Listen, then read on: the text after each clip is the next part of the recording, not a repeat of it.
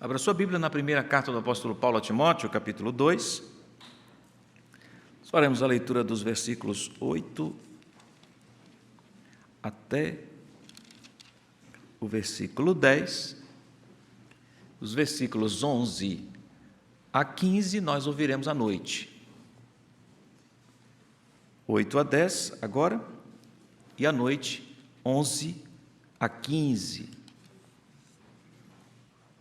Quero, pois, que os homens orem em todos os lugares, levantando mãos santas, sem ira e sem animosidade, da mesma forma que as mulheres, em traje decente, se enfeitem com modéstia e bom senso, não com tranças no cabelo, ouro, pérolas ou roupas caras, porém com boas obras, como convém a mulheres que professam ser piedosas. Oremos. Pai, ouvimos a Tua santa palavra e precisamos da iluminação do Teu Espírito para a compreensão e para o ajuste da vida nos moldes determinados por Ti mesmo, e assim andaremos de maneira agradável a Ti, na edificação da Tua igreja, no cumprimento da missão, em louvor ao Teu nome.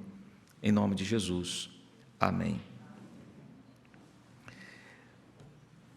Anteriormente, o apóstolo Paulo havia se dirigido a Timóteo, estou me situando aqui no início do capítulo 2, para lembrá-lo acerca dos dois focos presentes no seu ministério, os dois pilares do seu ministério, oração e proclamação. Capítulo 2, versículos 1 a 5. Em seguida, Paulo se dirige a Timóteo para orientar um grupo na igreja com respeito ao que Deus determinava. Então, esse grupo diz respeito aos crentes. Como os crentes deveriam se portar na igreja. Então, Paulo fala para homens e mulheres, a ideia de envolvendo a igreja toda, homens e mulheres. E para este grupo, o tema assentado, presente, é o tema da santidade, ser santo, testemunho em santidade. Deus demanda isso dos homens. Como os homens deveriam proceder na igreja, na vida como um todo, levantando mãos santas em todo lugar. Nós já estudamos isso semana passada, o que significa isto. De maneira muito simples, seria a vida do homem, varão, masculino, gênero masculino, revelada em santidade, com a sua disposição interna, motivação, e com a explicitação dessa motivação no cenário público. A ideia de mãos levantadas, a ideia de visibilidade pública. Portanto, a santidade aqui e aqui. Os homens deveriam se portar assim, em santidade. E a santidade está sempre relacionada a essa relação íntima com Deus, no caso, se dando pela oração, orando em todo lugar. Então, a vida do homem, varão, uma vida de oração que corresponde à sua motivação santa, externalizada em seus atos. Homem de Deus é homem santo aqui, ali, lá, em todo lugar, dentro e fora. É isso que Paulo está dizendo. É esse tipo de homem que nós precisamos na igreja. É isso que Paulo está dizendo. Agora ele se dirige às mulheres. E não há nenhuma declinação desse compromisso aplicado às mulheres, ou seja, elas não estão isentas desse mesmo procedimento. Por isso, Paulo usa a expressão da mesma forma, isto é, do mesmo modo que se requer dos homens santidade, habitando no coração, motivação. Quando eu falo de motivação, eu não estou falando de entusiasmo, tá certo? Motivação tem a ver com aquilo que move você para fazer o que você faz. Tem a ver com as intenções do seu coração. Por que você faz o que faz? Por que você fala o que fala? O que está aí dentro dessa caverna de horrores, chamada nas Escrituras de coração? A própria Bíblia diz que é do coração que procedem as coisas más. Então, essa caverna de horrores é o motor que nos move, faz com que pensemos o que pensemos, articulemos nossas ações coração. Quando a gente desconsidera essa caverna, a gente se transforma como na figura dos fariseus, escribas, legalistas, se ocupavam só com o externo. E todo juízo era discrepantemente equivocado, porque era sempre um juízo maquiagem. Mas quando o coração é entendido como Deus entende, nas palavras inspiradas do profeta Isaías, enganoso é o coração, terrivelmente corrupto, quem o conhecerá? Quando a gente está atento para isso, a gente é mais criterioso com o que a gente fala, com o que a gente faz, com o que a gente deseja. E aqui a animosidade tem a ver com essa disposição do coração pura. Então, tudo que você for fazer, pergunte sempre assim: por que eu estou fazendo isso diante de Deus? O que eu quero com isso? Mas diga isso diante de Deus. Chame a sua consciência para lembrar diante de quem você está, porque a sua consciência e a minha, ela pode ser enganada com as boas intenções. E boa intenção não serve para nós. Então sempre pergunte à sua consciência por que, genuinamente, na presença do fogo consumidor, eu estou querendo isso. Esse é um bom teste para a gente avaliar e balizar nossas motivações. Da mesma forma, as mulheres devem se portar com santidade. E aqui, então, pensando nas mulheres, Paulo vai destacar como deve ser o testemunho das mulheres na igreja. Da mesma sorte que as mulheres em traje decente se ataviem com modéstia e bom senso, não com cabeleira frisada com ouro ou pérolas ou vestuário dispendioso. Sobre esse particular da conduta externa, do portar-se externamente, Paulo vai tratar aqui com mais especificidade. Agora veja que interessante, porque desde o versículo 9 até o versículo 15, Paulo separa para tratar do testemunho da mulher na igreja. Ele deixa um verso para tratar do procedimento do homem na igreja. E separa 9 a 15 para falar de como a mulher deveria proceder na igreja. Por que ele gasta maior tempo com isso? Nós vamos entender por quê.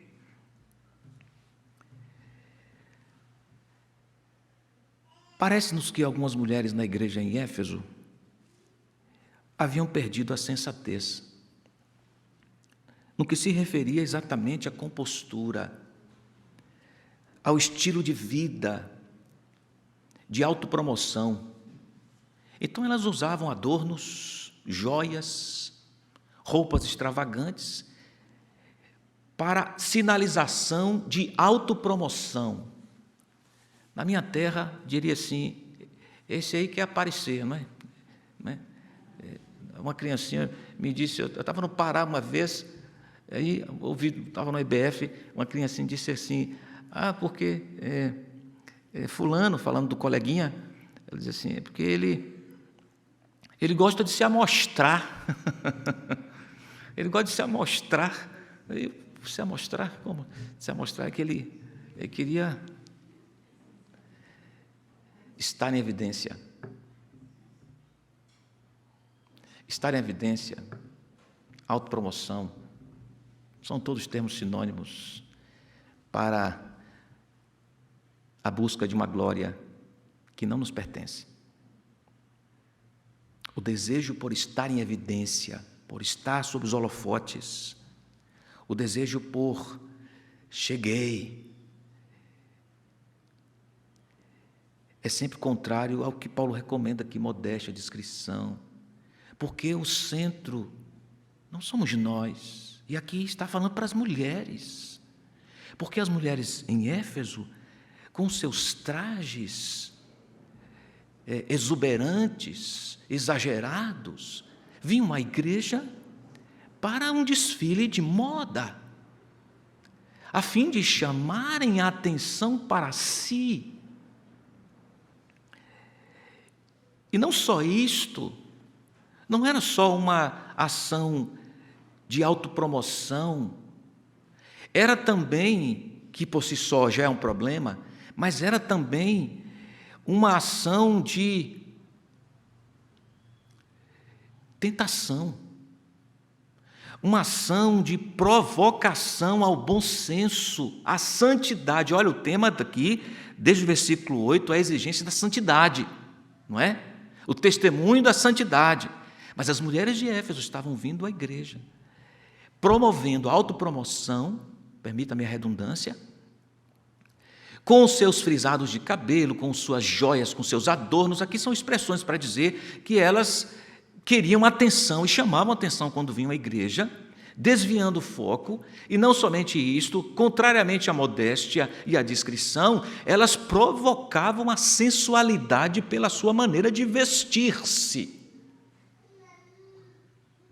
Elas agiam assim na igreja. O culto público era um apelo à sensualidade, decotes, roupas que chamavam a atenção para esse aspecto do despertamento sensual. Não, pastor, isso estava acontecendo na igreja? Na igreja de Éfeso.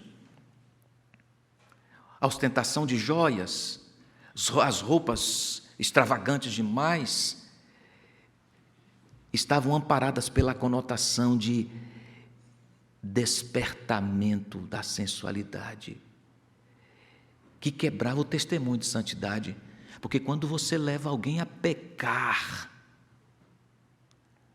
e é possível isso acontecer, viu? Através da sua vestimenta, você pode conduzir, você pode macular a consciência de alguém, você pode confundir a consciência de alguém. Não se iluda. Quem dita a moda da igreja não são os estilistas modernos.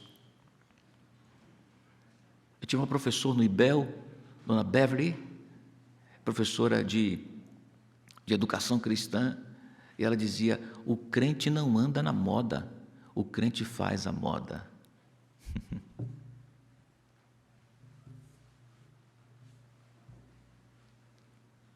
Então as mulheres da época ali, desse escrito, apelavam à sensualidade. Disse inclusive que esse era um costume da cidade.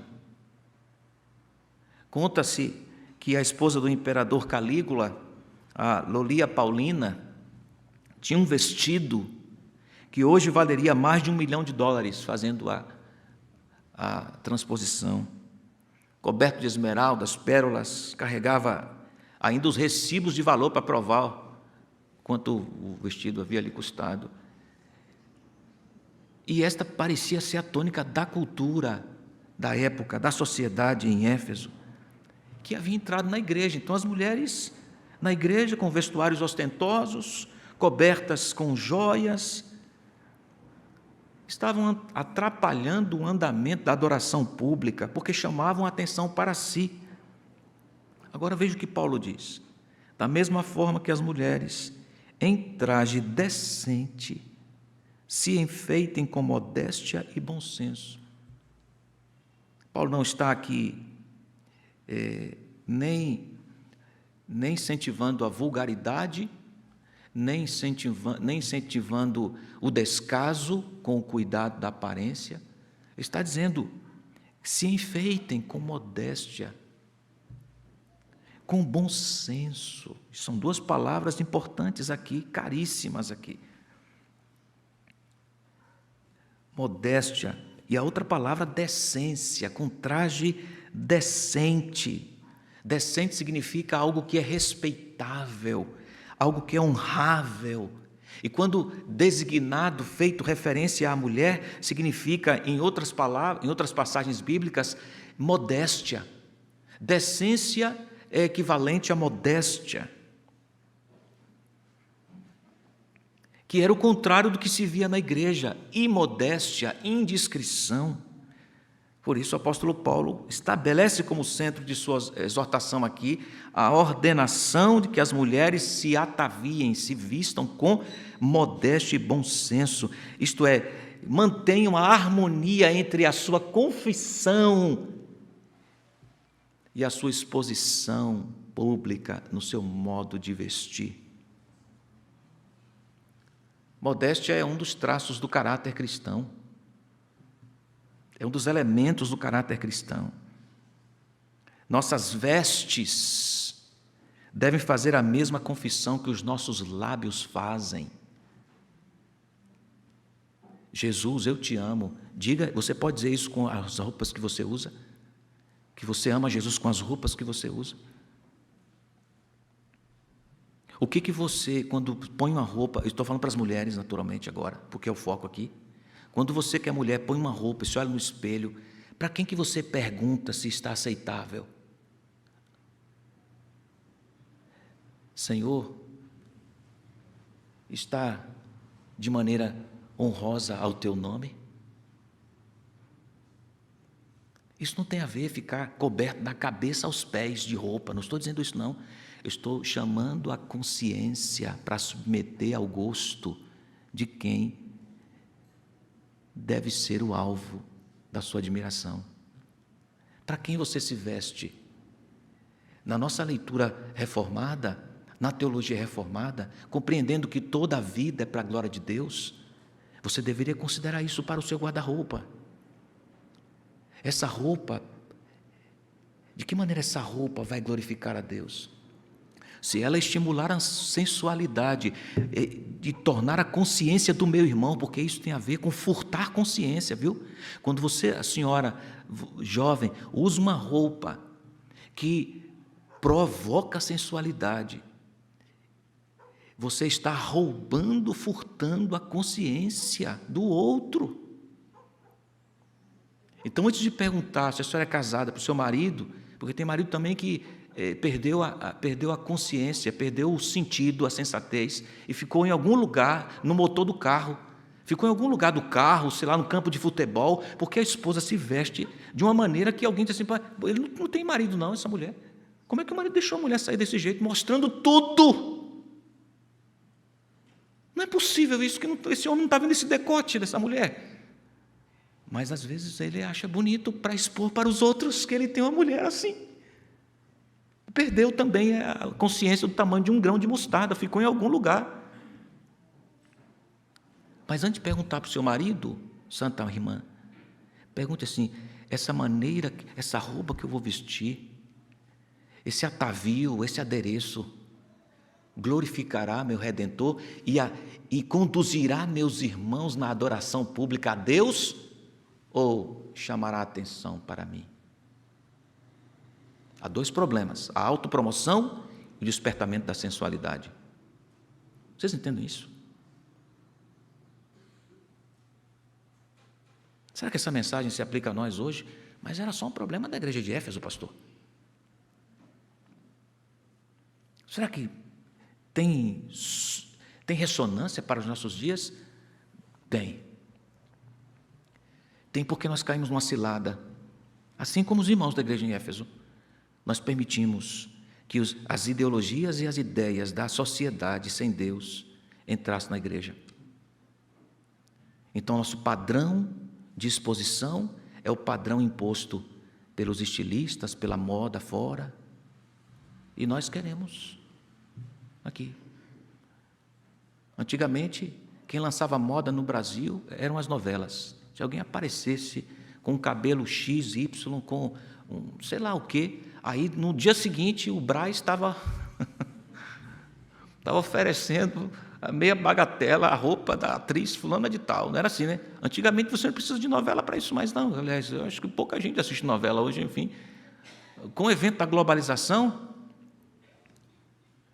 lançou moda lá em Singapura. Pode ser a coisa mais esdrúxula. Está aí. Eu não tenho nada contra se você quiser rasgar a sua calça, mas é um negócio estranho você comprar uma calça com toda a calça rasgada, de cima a baixo, mostrando tudo. Eu não entendo. Realmente. Então Paulo diz: da mesma forma que as mulheres em traje decente se enfeitem com modéstia e bom senso, não com tranças no cabelo, ouro, pérolas ou roupas caras, porém com boas obras. Então a ideia de vestimenta. Que vestimenta? Em nome do bom senso, autodomínio interior. Isso é autossenso, bom senso, não é? Autodomínio interior, motivação, exame, consciência de que a gente não é essa Coca-Cola toda, né? De que a gente tem muita coisa para melhorar. Então, essa autoconsciência, irmãos, e não é criticar o outro, não, é olhar para si, examinar a sua vida e confrontá-la à vontade de Deus. Senhor, é assim que eu devo me portar? E se não serve aqui, meus irmãos, não serve em lugar algum. Se não serve para usar aqui, não serve para usar em lugar algum. A não ser, se a senhora é casada, pode usar na intimidade do quarto do seu marido. Mas se não serve para usar aqui, não serve para ser usado no trabalho, na faculdade. A pergunta é: que tipo de mensagem nós estamos comunicando com a maneira como nos vestimos? Essa é a grande pergunta. Que tipo de mensagem você está comunicando com a roupa, pela maneira com a qual você se veste? Eu fui em uma igreja uma vez, e aí um grupo foi cantar à frente. Jesus amado, misericórdia. As meninas com micro-mini saias, micro-mini, acho esse o nome, não é? Roupas apertadíssimas. Ele cantando: o Senhor mudou meu viver. Como assim, cara? Como mudou seu viver? Que tipo de mensagem é essa? Que deixava os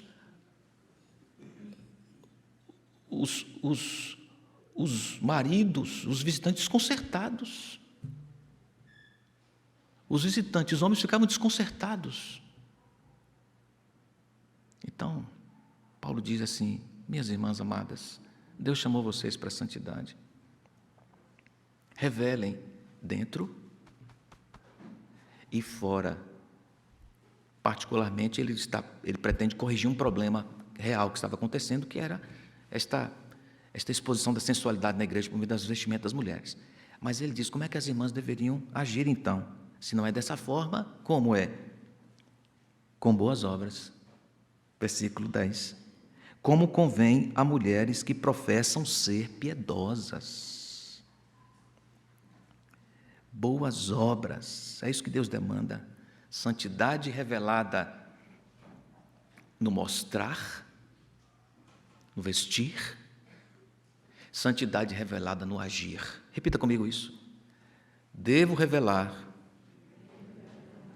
As irmãs aqui, porque os homens estão dormindo ainda. As irmãs comigo aqui. Devo revelar santidade no meu vestir. Devo revelar santidade no meu agir. Isso. Agora, é verdade que precisamos fazer uma observação. Uma coisa sem a outra se autoanula. Isto é, o cuidado com o exterior, sem o cuidado com o interior, é farisaísmo. Que acontece bastante também por aí, não é? Uma preocupação com a maneira que vai se vestir, dissociada da ocupação do coração. Não serve. Toda ocupação do coração gerará mudança externa. Então você quer dar um tiro certeiro? No coração, vá lá. Já dizia John Stott. O problema do coração é o coração do problema. Então, pá, vai lá no coração. E agora, com boas obras, como é próprio das mulheres que professam piedade. Aquelas que professam piedade devem mostrá-la no seu modo de vestir, mas também no seu modo de agir. Suas obras devem corresponder à confissão de sua fé, devem combinar com a sua piedade declarada. Uma vida em reverência a Deus. O texto está enfatizando a piedade para nos alertar que não é somente o modo de vestir que importa, mas a motivação pura do coração. A piedade, pureza externa e interna. Que desafio temos até o versículo 10, e à noite nós abordaremos a partir do versículo 11, o papel da mulher na igreja, a partir do versículo 11. Hoje pela manhã abordamos a expressão da mulher na igreja, como ela se expressa, com modéstia, com discrição, com honradez, não com autopromoção, mas promovendo, exaltando o seu Deus, não confundindo a consciência do outro, mas animando a consciência a temer e amar a Deus, e agindo com obras combinadas com a pura motivação. Que Deus nos ajude e nos abençoe. Esse é um tema desafiador para todos nós, especialmente para as mulheres. No contexto em que nós somos rotulados de A, B, C, no contexto em que, se você não se porta de certo modo conforme a sociedade deseja, você será rotulado disso, daquilo outro. Mas nós não podemos nos esquecer que nossa prestação de contas não é para a sociedade, é para Deus. Vivemos para Deus. A sociedade verá a honradez, a ética, a modéstia, a vida piedosa nas obras que realizamos, mas nós fazemos isto na presença de Deus, é para Deus. Então é para Deus que nos vestimos. Então, santa irmã, quando a senhora se vestir, olhar-se no espelho, pergunte: ficou bom, Jesus? Está ótimo, o senhor gostou, Jesus? E ninguém vai achar que você está esquizofrênico, não. Pergunte para Jesus. Quando você faz isso, você está chamando a sua consciência à pergunta mais importante que deve ser feita. 1 Coríntios 10, 31. Responde essa grande pergunta: para quem e como? Portanto, quer comais, quer bebais, ou façais qualquer outra coisa, fazei tudo para a glória de Deus. Amém.